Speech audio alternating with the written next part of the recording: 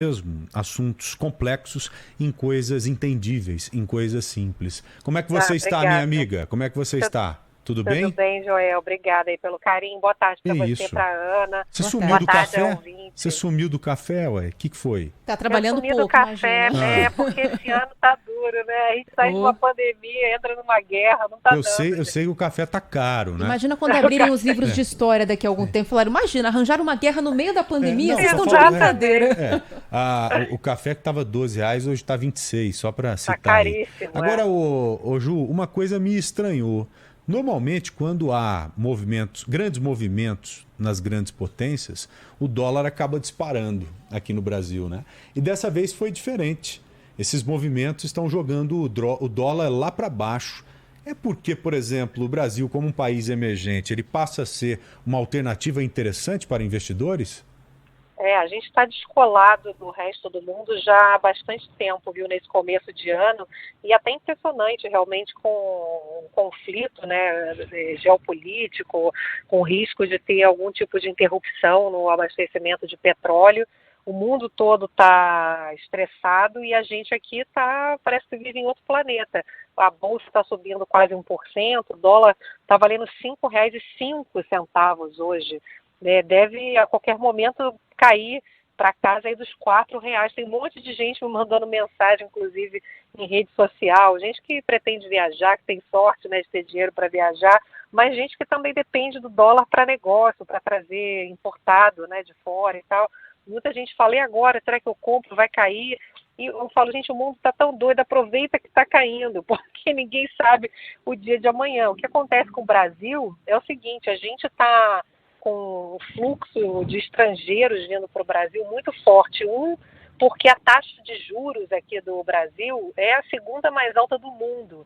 A taxa Selic subiu muito. E então os gringos vêm para cá em busca de rentabilidade. Então, quanto mais dólares entram, mais a nossa moeda ganha valor. E a outra questão é que a Bolsa também tem muitas ações que são consideradas baratas. O que aconteceu no final do ano, você lembra aquela discussão toda de orçamento? E aí começou a ter um risco, né, de o governo começar a mudar regras, né, para poder encaixar um monte de interesses eleitorais. A gente acabou tendo uma desvalorização grande de bolsa e hoje tem ativos, como eles chamam, né, ações consideradas boas de bancos, por exemplo. O bancão não vai quebrar, né, mesmo com crise. Pelo contrário, às vezes na crise eles faturam mais ainda, né. Então, por exemplo, o setor bancário, os especialistas dizem que está um preço de ação que está vantajoso.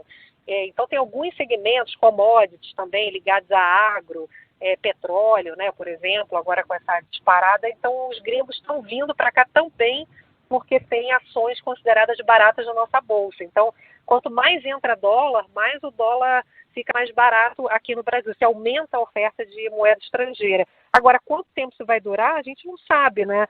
Porque os Estados Unidos devem começar a subir juros também, com essa disparada de petróleo principalmente. Eles já estão tendo a maior inflação em 40 anos. O mundo todo está vivendo uma questão séria, né, de inflação. Depois da pandemia está faltando matéria-prima, os fretes estão caríssimos, os preços internacionais dispararam, não tem Ô, Ju, energia, né? Os Estados Unidos subindo a taxa de juros, os investidores que aqui estão hoje, que foram atraídos pela alta da Selic, muitos podem ser direcionados para a América do Norte, para os Estados Unidos? Uma parte deve começar a ir para os Estados Unidos, até porque o que se fala é que o Banco Central americano papou mosca, porque não é possível eles com inflação de 7,5% aqui para os Estados Unidos, sem precedentes, né? E eles até agora não começaram a subir juros. Então, o que se fala é que eles devem até subir mais do que estão falando hoje. Claro que o mais deles é talvez 2%, 2,5%, eles estão com taxa ali perto do zero, né? Mas eles são um país seguro, eles emitem a moeda forte, né, do mundo. Então, obviamente que quando eles começam a pagar mais, mesmo que não dê para comparar, eles são mais seguros, não tem os mesmos riscos que países emergentes, né? Principalmente em ano eleitoral, a gente não sabe o que vai ser, né, de Sim. política econômica para frente. Então, a gente pode começar a ter uma inversão, começar a subir um pouco o dólar em algum momento aí que os estrangeiros começarem a tirar o dinheiro. E ano eleitoral também tem essa expectativa de que essa indefinição quando começar a esquentar, né, o debate eleitoral, também pode ter um acirramento aí de incerteza, de volatilidade. Então é aquela coisa, né? Quem aproveitar, aproveitou. Quem não aproveitar, pode não aproveitar mais. Pois né? é, agora sim, a gente está falando de um movimento que já está acontecendo no mercado financeiro antes mesmo de qualquer guerra de fato ser declarada, né? Isso pode acontecer, pode não acontecer, mas acontecendo, qual que deve ser o principal impacto que a gente vai ter aqui no Brasil, hein, Juliana? A primeira coisa que a gente vai sentir. Primeira coisa é combustível, né, que já está caríssimo, porque você pensa o seguinte, quando o dólar cai, é bom porque se alivia, inclusive, o preço de combustível, que o petróleo é cotado em dólar. Então, se o petróleo tivesse comportado e esse dólar continuasse caindo, a gente podia ter queda de combustível. Só que o que acontece? O dólar cai, mas se o petróleo dispara, ele hoje chegou perto de $100. Está no maior valor em 7 anos. A gente pode ter petróleo a 120, que se fala aí no mercado financeiro. Então, acaba que a gente pode acabar tendo aumento, né? Porque a disparada do petróleo está muito forte. O que se fala é que, sem risco de conflito, a gente teria um petróleo hoje na casa dos 85, são os cálculos aí dos analistas, aqui dos bancos, das consultorias. Então faria diferença. Se o petróleo já está caro, mas se estivesse mais paradinho, com essa queda do dólar, a gente podia ter queda de combustível, mas agora a gente tem o risco de ter alta. Então esse é o risco. A gente já está com uma inflação muito alta no Brasil. Ninguém está suportando mais pagar combustível, e combustível afeta o preço de tudo, né? Porque se o transporte ficar caro, tudo que está dentro dele, seja alimento, seja matéria-prima para a indústria, o frete, fica tudo caro. Então preocupa muito essa alta do petróleo do ponto de vista de mais pressão aí no nosso bolso e com uma inflação que está muito pesada no Brasil e o Banco Central dizendo que cada vez que tiver pressão inflacionária que preocupe, como ele tem falado, ele aumenta juros. Uhum. Então, sabe aquela coisa, por um lado, se aumenta juros e aí é bom que atrai capital estrangeiro e cai o dólar, né, que alivia a inflação, por outro, tem muita família endividada, né? E aí você encarece o crédito, você dificulta a recuperação econômica. Então, enfim, o petróleo é péssima notícia para o Brasil, né? Essa disparada de petróleo. E também tem a questão dos fertilizantes, né? Principalmente porque Rússia e Bielorrússia. Exatamente. Né? As duas regiões ali, a Bielorrússia que é parelha, é unida à Rússia, os dois representam uma produção de fertilizantes sem igual. Inclusive nós somos altamente dependentes, principalmente do cloreto de potássio, que é um fertilizante utilizado em grande escala aqui no Brasil. É um dos macronutrientes. Né? Então se uma região dessa entra em guerra, é claro que há esse outro problema também, o pãozinho, né, Ju? O pão francês, que ele é feito à base de trigo.